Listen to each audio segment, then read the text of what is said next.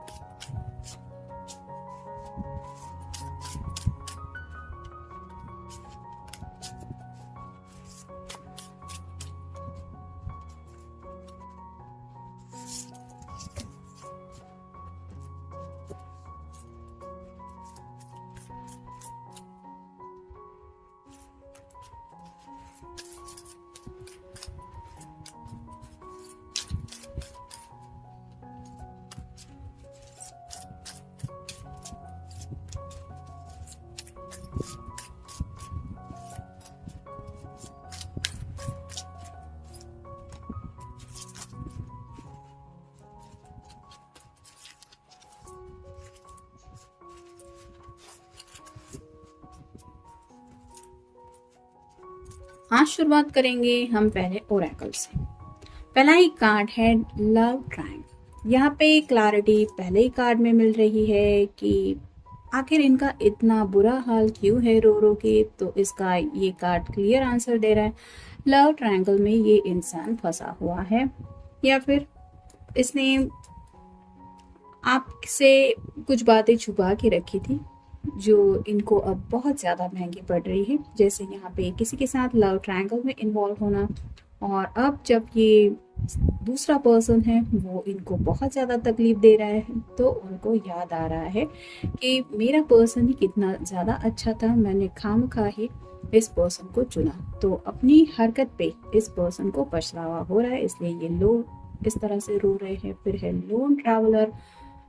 तो काफ़ी ज़्यादा अलोन फील कर रहे हैं, यानी कि उनको ऐसा लग रहा है जैसे यहाँ पे काफ़ी सारी पहाड़ियाँ हैं और ये इंसान अकेला ही है, इसका साथ देने के लिए, इसका हालचाल पूछने के लिए भी कोई नहीं है। वैसे ही आपके पर्सन को ऐसा लगता है कि जैसे काफ़ी मुश्किल जगह पे वो ज़िंदगी में फंस चुके हैं, जहाँ पे ये किसी को बुलाएंगे भी अपनी मदद के लिए तो भी इनकी आवाज़ सुनने को भी कोई वहाँ पे अवेलेबल नहीं है।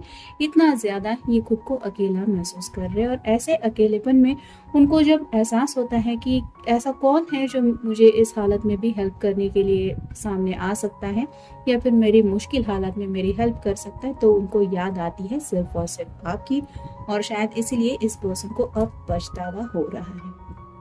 फिर है लीगलिटीज। तो शायद सामने वाले पर्सन ने जिनके साथ भी ये थर्ड पर्सन के तौर पे इन्वॉल्व थे, उस पर्सन ने शायद इनको कोई लीगल नोटिस दी है, या फिर कोई ऐसी धमकी दी है कि तुमने मेरे साथ ऐसा किया तो देखना मैं क्या करूंगा या क्या करूंगी। तो कोई ना कोई लीगल मैटर में भी हो सकता है ये पर्सन फंस चुका है, यानी कि उस पर्सन के पास हो सकता है कुछ ऐसे एविडेंस है जिसको लेके वो पर्सन इनको धमकी दे रहा है कि तुमने मेरी बात नहीं सुनी तो मैं तुम्हारी जिंदगी बर्बाद कर सकता हूँ या कर दूंगा।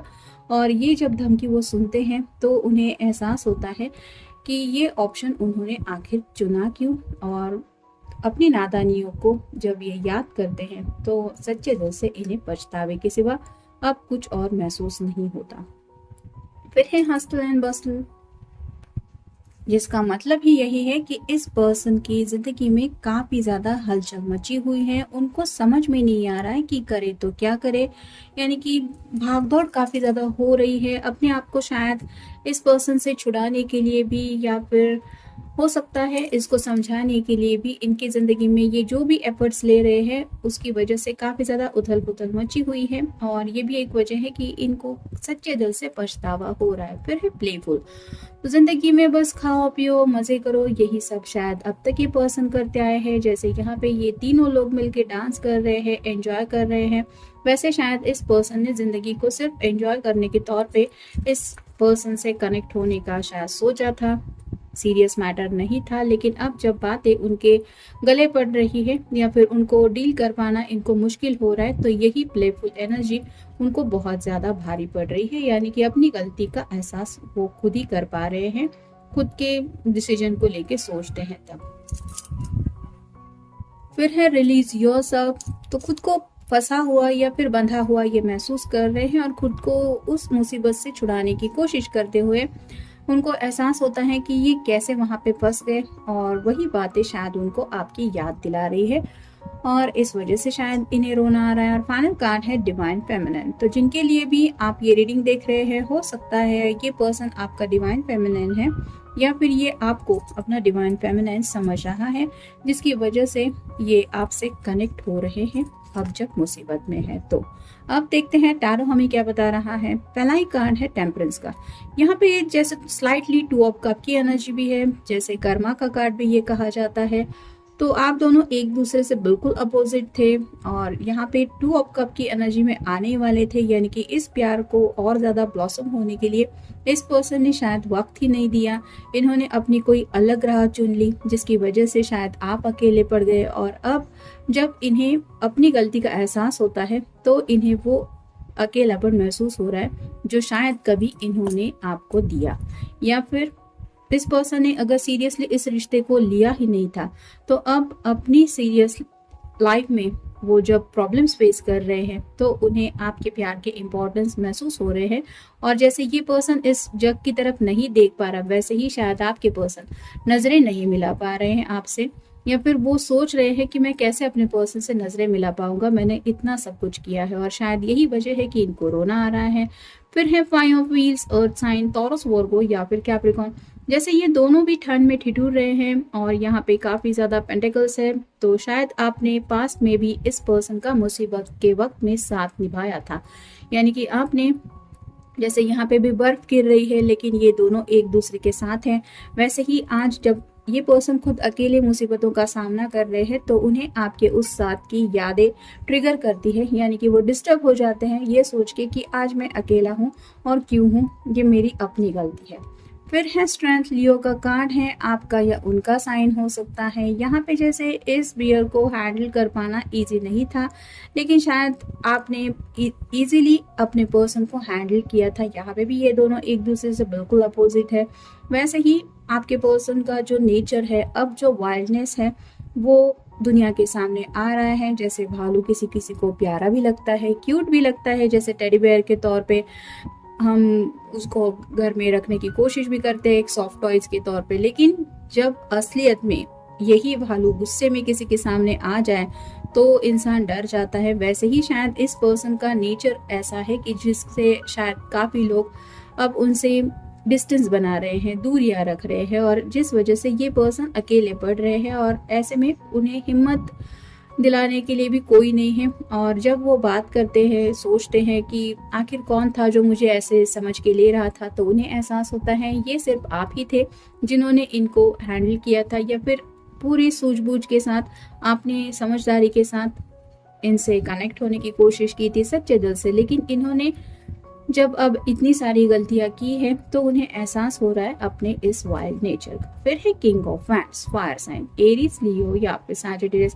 एक्शन तो लेना चाहते हैं और शायद उनका सैक्रेड चक्र भी एक्टिवेट हो गया है, लेकिन अपनी एक्शन को लेके ये सोच में पड़े हैं, यानी कि आगे कदम बढ़ाओ तो बढ़ाओ कैसे, क्योंकि जैसे किंग की रिस्पॉन्सिबिलिटी होती है पूरे राज्य का ध्यान रखना, वैसे इन्होंने अपने जैसे दिल की दुनिया तो जैसे उजाड़ ही दी है ये खुद के गलत डिसीजन की वजह से। तो ये खुद अब कोई भी फैसला लेने से पहले सोच रहे हैं कि मैंने ऑलरेडी इतने गलत फैसले लिए हैं, क्या अब मुझे दोबारा अपनी ज़िंदगी के लिए कोई फैसला लेना चाहिए। और उनके समझ में नहीं आ रहा है कि वो फैसला नहीं लेंगे तो होगा क्या उनके साथ। तो हर तरफ से आप कह सकते हैं ब्लॉक फील कर रहे हैं और डिस्टर्ब तो ऑलरेडी ये है ही, साथ ही साथ इनसे बात करने के लिए भी कोई नहीं है और इसी वजह से ये इस तरह से शायद रोते हुए आपको मिस कर रहे हैं। फिर है 7 of wands, fire sign Aries, Leo या फिर सैजिटेरियस बाउंड्रीज से निकलना चाहते हैं। जैसे यहाँ पे इस पर्सन के सामने 3 भेड़िए हैं और ये इन बर्डन,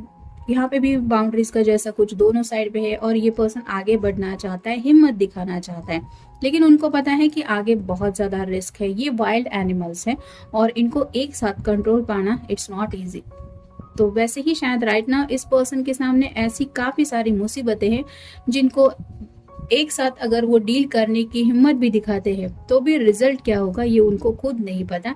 यानी कि काफी ज्यादा रिस्क फैक्टर है और उनको ये समझ में आता है कि ये माहौल आखिर मेरी जिंदगी में आया क्यों। जैसे ये पर्सन यहाँ भेड़ियों तक कैसे पहुंचा, ऐसे तो भेड़िए नॉर्मली हमें कहीं पे मिलते नहीं है, तो ऑब्वियसली ये ऐसी किसी जगह पे चला गया है जहाँ पे ये भेड़िए ऑलरेडी थे। तो वैसे ही आपके पर्सन की शायद हालत है, उन्होंने चुना ही कुछ गलत लोगों को है या फिर गलत संगत में वो फंस गए जिसकी वजह से अब उस संगत से निकलने के बारे में ये सोच रहे हैं। फिर है 6 of wheels, earth sign, Taurus, Virgo या फिर कैप्रिकॉर्न, गिव एंड टेक करना चाहते हैं। जैसे एक छोटी बच्ची कुछ मांग रही है, ये जिद करेगी तो इसको मन चाहा कुछ मिल जाएगा। वैसे ही चाइल्ड लाइक बिहेवियर वो आपके सामने शायद करना चाहते हैं, यानी कि हो सकता है आपको मनाने के लिए छोटे बच्चे की जैसे भी ये कुछ हरकतें कर सकते हैं जिसको ये चाहते हैं कि आप क्यूटनेस समझे या फिर आप समझे कि हाँ मतलब रोना भी अगर इनको आ रहा है तो ये चाहते हैं कि छोटे बच्चे की तरह आपके सामने रो पड़े ताकि आप उनको समझ के ले पाए, क्योंकि इनको तो पता ही है